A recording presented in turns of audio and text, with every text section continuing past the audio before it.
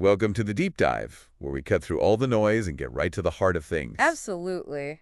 Today we're tackling Rich Dad, Poor Dad by Robert Kiyosaki, Oh, yeah, classic. a book that's been a bestseller for over 2 decades. It's certainly sparked a lot of debate, Right. with some people praising it as like a financial Bible, and others just totally dismissing it as overly simplistic or even misleading. That's exactly why we're diving into it today. Right. To understand why this book continues to resonate, or maybe provoke is a better word, Yeah, and what valuable insights we can extract from it. for sure. So, Yeah. what's the big idea behind Rich Dad, Poor Dad?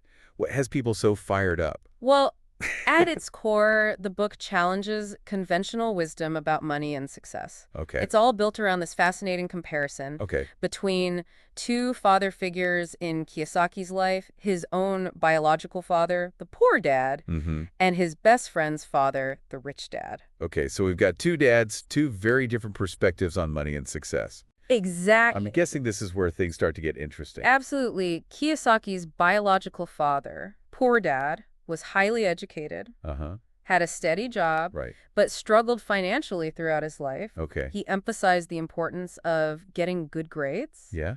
going to college, finding a secure job. Sounds like the classic path to success that many of us are taught. Exactly. But then there's Rich Dad, Okay. who dropped out of school and built a successful business empire. Interesting. He had a completely different philosophy about money, Right? focusing on financial literacy, entrepreneurship, and building assets that generate passive income. So it's not just about earning a good salary. Right. It's about understanding how money works Exactly. and making it work for you. Precisely. Kiyosaki argues that many people get stuck in what he calls the rat race. Okay, the rat race. Working for a paycheck, paying bills, and never truly getting ahead financially. This rat race idea really struck a chord with me. Yeah.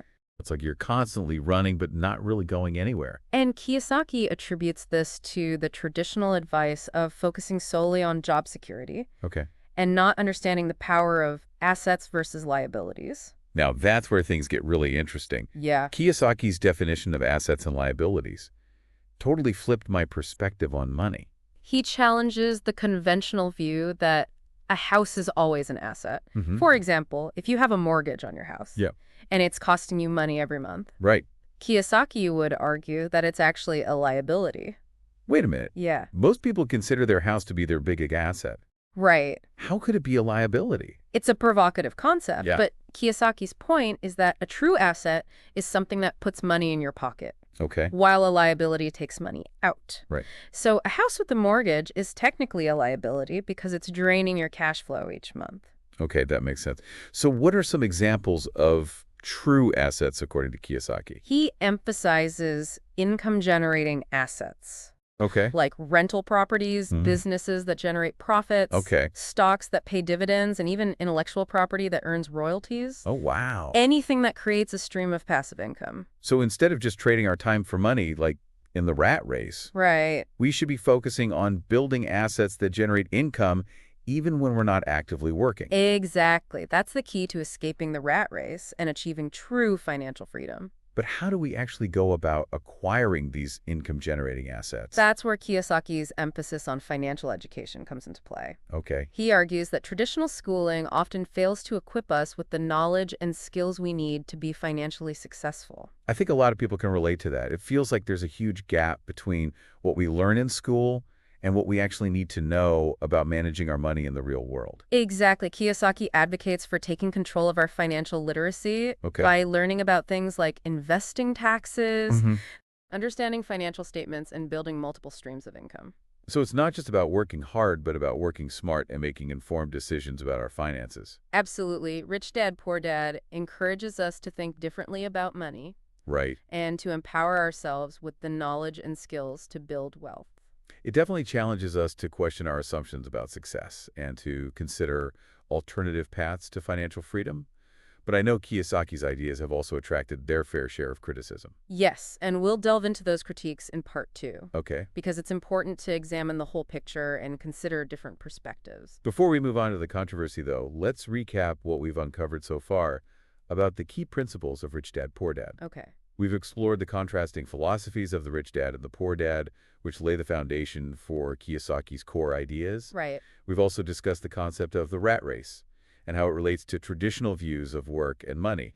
And we've delved into the crucial distinction between assets and liabilities, which forms the bedrock of Kiyosaki's approach to building wealth. Absolutely. We've covered a lot of ground already, but there's still more to explore.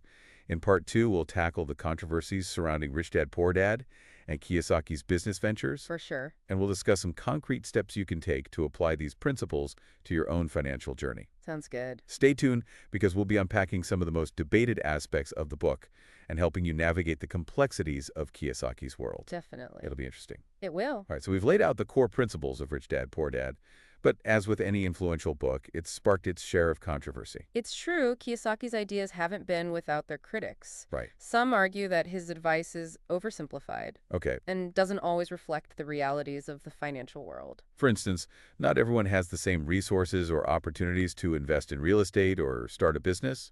Exactly. Life circumstances, financial situations, and risk tolerance vary widely. Right. So what might work for one person may not be feasible or even advisable for another. And then there's the whole issue of Kiyosaki's later business ventures, like those expensive seminars, Yeah. which have raised some eyebrows. There have been concerns that these ventures seem to contradict the book's message of financial independence and smart investing. Interesting. Some critics argue that they prey on people's desire for quick wealth. It's important to be cautious and do your due diligence when considering any financial advice, Absolutely. especially if it comes with a hefty price tag. Critical thinking and skepticism are essential when navigating the world of personal finance. Right. There's no magic bullet for getting rich quick, Yeah. and any approach that promises guaranteed results should be viewed with caution. So where does that leave us with Rich Dad, Poor Dad? Is it all just hype and empty promises? I wouldn't say that the book's real value lies in its ability to spark a mindset shift. Okay. It challenges us to question our ingrained beliefs about money and success and to consider alternative paths. It's like a wake-up call, urging us to become more proactive about our financial literacy Exactly. and to take control of our financial destinies. Precisely. Rich Dad, Poor Dad might not provide a step-by-step roadmap to riches, Okay. but it can be a powerful catalyst for change. It encourages us to think outside the traditional financial box. Right. And to explore opportunities that we might not just considered before. Exactly.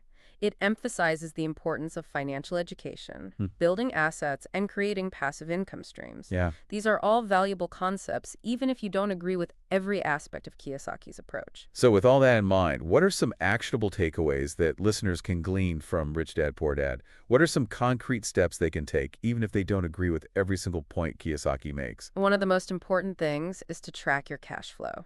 Okay, track your cash flow. Get a clear picture of where your money is going each month. Uh-huh. That's the foundation of financial awareness. It's like taking inventory of your finances before you can start making any real changes. Exactly. Once you understand your income and expenses, you can start making more informed decisions about saving, investing, and managing your money. So step 1 is to track your cash flow. What's next? Start small. You don't need a huge sum of money to begin investing. Okay. Even if it's just a small amount each month, the key is to develop the habit of investing. Right. And to learn as you go. It's about taking action, gaining experience, and building momentum over time. Absolutely. And don't be afraid to start small. It's much better to begin with a manageable amount and gradually increase your investments as you gain confidence and knowledge. So track your cash flow, start small. What's the third actionable takeaway? Commit to ongoing financial education. Okay, financial education. World of finance is constantly evolving. Right. So it's essential to stay informed and continue learning throughout your life. That makes sense. Where can people go to find reliable financial education resources? There are countless options available these days, from books and podcasts to online courses and financial advisors. Right. It's about finding resources that align with your learning style and financial goals. So we've got track your cash flow, start small, and commit to ongoing financial education. Exactly. But these are all great, actionable steps that anyone can take regardless of their financial situation. It's about empowering yourself with knowledge and taking control of your financial future. Rich Dad, Poor Dad might not be a perfect guide, Yeah. but it certainly raises important questions and challenges us to think differently about money and success. And that's a valuable contribution in itself. Right. It encourages us to examine our own beliefs about wealth and to explore alternative paths that we might not have considered before. So even if you don't agree with every single point in Rich Dad, Poor Dad, Uh-huh. it's undeniable that it has the power to spark important conversations and inspire positive change. It's a book that has resonated with millions of people worldwide and Mhm. continues to be a source of both inspiration and controversy. Well, we've certainly explored the core principles and the criticisms surrounding Rich Dad, Poor Dad in depth. We have. And we've discussed actionable steps that listeners can take to apply these concepts to their own financial journeys. For sure. Now, as we wrap up this part of our deep dive, I want to leave you with a thought-provoking question inspired by Kiyosaki's message. I'm all ears. If you had to choose whose philosophy resonates more with your current beliefs about money and success, the rich dad or the poor dad?